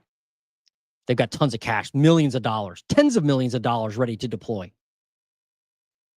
And they're like, man, prices come down, I'm going to load up again. But I understand your point. Y'all have a great weekend. Meeting time. Yep, got to go. Yeah. You should definitely take a realtor in as an ally. You got to have somebody on your side. All right, guys. You've been fantastic today. I learned a lot. Crazy market. Watch those new listings and don't believe the hype when people say inventory is exploding. Check that data and understand if new listings are actually rising. Are active listings actually rising? And I'll see you next week and on the next video on the Housing Nerd, and I'm out.